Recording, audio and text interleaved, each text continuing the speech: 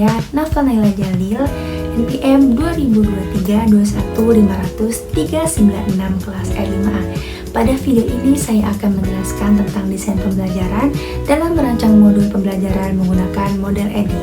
Model EDI sering banget digunakan karena sistematis, fleksibel, dan mudah diterapkan dalam pengembangan bahan ajar, termasuk model pembelajaran. Apa sih pengertian desain pembelajaran? Desain pembelajaran adalah proses merancang kegiatan secara terencana dan sistematis agar tujuan pembelajaran tercapai secara efektif. Dalam desain pembelajaran, guru tidak hanya mengajar, tapi juga merancang pengalaman belajar bagi peserta didik.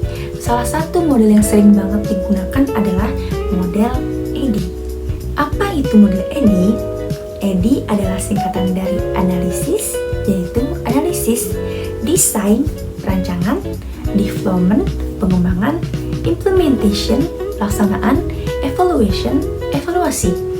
Model ini sangat membantu guru untuk menyusun modul secara bertahap dan terstruktur. Nah, kelima tahapan ini saling berkaitan dan bertujuan menghasilkan modul pembelajaran yang efektif sesuai kebutuhan peserta didik dan mudah digunakan. Ini ada 5 tahap analisis. Yang pertama, analisis. Pada tahapan ini, pengembangan modul ini melakukan kajian awal untuk mengetahui kebutuhan pembelajaran. Hal yang dianalisis meliputi kebutuhan peserta didik, masalah pembelajaran yang terjadi, tujuan pembelajaran yang ingin dicapai, kurikulum, dan kompetensi dasar. Yang terakhir, kondisi lingkungan belajar. Contohnya, guru menganalisis bahwa siswa kesulitan memahami materi karena kurangnya bahan ajar. Dari sini, modul pembelajaran menjadi solusi yang tepat. Yang kedua, tahapan desain atau perancangan. Pada tahapan ini, ditentukan adanya tujuan pembelajaran yang efektif atau spesifik. Yang kedua, materi pokok dalam modul. Yang ketiga, struktur modul yang adanya isinya pendahuluan, isi, latihan, dan evaluasi. Yang ketiga, ada strategi pembelajaran, lalu media dan metode yang digunakan, lalu bentuk evaluasi atau penilaian. Nah, hasil dari tahapan desain ini berupa rancangan atau blueprint yang menjadi pedoman dalam pengembangan modul selanjutnya. Yang ketiga, ada tahap development atau pengembangan. Pada tahapan ini, rancangan modul ini mulai diwujudkan menjadi produk nyata, seperti menulis materi modul, menyusun contoh, latihan, dan evaluasi, lalu mendesain tampilan modul agar menarik, lalu menyesuaikan bahasa agar lebih baik. Setelah modul selesai, biasanya dilakukan validasi oleh ahli atau uji kelayakan untuk memastikan isinya lagi dan bahasanya dan tampilannya lagi. Yang keempat, ada tahapan implementation atau implementasi. Biasanya modul ini digunakan oleh guru sebagai bahan ajar, lalu peserta didik sebagai bahan belajar mandiri. Pada tahapan ini, guru mengamati respon siswa, kemudahan penggunaan modul, lalu kesesuaian materi dengan tujuan pembelajaran implementasi, bertujuan melihat keefektifan modul di situasi nyata. Yang kelima, tahapan evaluation atau evaluasi. Evaluasi dilakukan untuk mengetahui apakah tujuan pembelajaran tercapai dan apakah modul efektif dan efisien. Kekurangan dan kelebihan modul, yaitu evaluasi berupa evaluasi formatif atau selama proses. Yang kedua, ada evaluasi sumatif setelah pembelajaran selesai. Nah, hasil evaluasi ini digunakan sebagai dasar perbaikan modul agar lebih baik ke depannya. Pada kesempatan ini, saya akan membahas salah satu tahapan penting dalam model EDI, yaitu tahap development atau perancangan.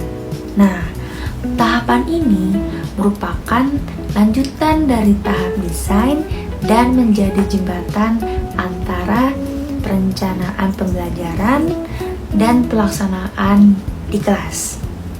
Secara umum, tahap pengembangan itu bertujuan untuk merealisasikan rancangan pembelajaran yang telah disusun sebelumnya menjadi produk pembelajaran yang nyata dan siap digunakan. Nah, produk pembelajaran ini dapat berupa bahan ajar, media pembelajaran, perangkat evaluasi, maupun instrumen pendukung lainnya.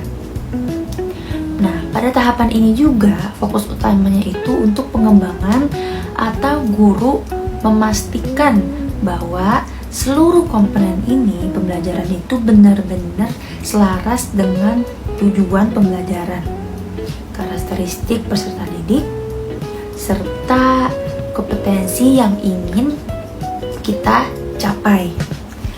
Langkah-langkah pertamanya itu dalam tahapan pengembangan adalah menyusun dan mengembangkan bahan ajar karena disusun berdasarkan tujuan dan indikator pembelajaran yang telah dirancang pada tahap desain. Bahan ajar ini juga dapat berupa modul, hangout, atau lembar kerja peserta didik. Nah, maupun teks bacaan yang relevan ini dengan relevannya ini dengan materi pembelajaran. Nah, sebagai contoh, misalnya dalam pembelajaran menulis teks eksposisi, nah dari situ guru dapat mengembangkan modul yang memuat pengertian teks eksposisi, adanya struktur teks, ciri kebahasan, dan contoh teks, serta latihan menulis yang disusun secara bertahap. Nah, dengan adanya penyajian materi ini dibuat untuk menjadi sederhana, sistematis, dan disesuaikan dengan tingkat pemahaman peserta didik. Nah, jadi langkah keduanya ini adalah pengembangan media pembelajaran. Media ini dalam pembelajaran itu berfungsi banget karena sebagai alat bantu untuk memperjelas atau menyampaikan materi untuk meningkatkan motivasi belajar siswa. Media yang dikembangkan juga dapat berupa slide presentasi, video pembelajaran, infografi, maupun media digital interaktif. Dalam tahapan ini juga, pemilihan media ini benar-benar harus mempertimbangkan semuanya, terutama dari ketersediaan sarana, kondisi kelas, serta karakteristik siswa. Karena media yang baik adalah media yang mudah digunakan, lalu adanya menarik dan mampu membuat para siswa dan siswi ini memahami materi secara lebih konkret. Nah, untuk langkah selanjutnya adalah penyusunan instrumen atau penilaian dan evaluasi. Nah, instrumen ini juga selalu digunakan untuk mengukur ketercapaian tujuan pembelajaran. Untuk apa? Penilaian ini dapat berupa tes tertulis atau tugas proyek, portofolio, maupun rubrik penilaian. Rubrik penilaian itu termasuk seperti keterampilan. Nah, sebagai contoh, untuk menilai kemampuan menulis ini, apalagi menulis teks eksposisi, guru dapat menyusun rubrik penilaian yang mencangkup aspek struktur teks, penggunaan kosakata, ketepatan tata bahasa, dan kejelasan gagasan. Nah, dengan rubrik ini mungkin ya penilaian ini menjadi lebih objektif atau lebih terarah. Nah, selain itu pada tahap pengembangan juga adanya dilakukan uji kelayakan dan validasi terhadap bahan ajar dan media pembelajaran. Nah, validasi ini biasanya dapat dilakukan untuk diskusi dengan guru-guru sejawat atau dosen pembimbing. Nah, untuk apa sih tujuannya? Tujuannya adalah untuk memastikan bahwa produk pembelajaran ini sudah sesuai secara materi atau bahasa dan penyajian. Nah, setelah dilakukan perbaikan berdasarkan hasil validasi, produk pembelajarannya ini dinyatakan siap untuk diimplementasikan pada tahap selanjutnya, yaitu tahap implementation atau pengembangan.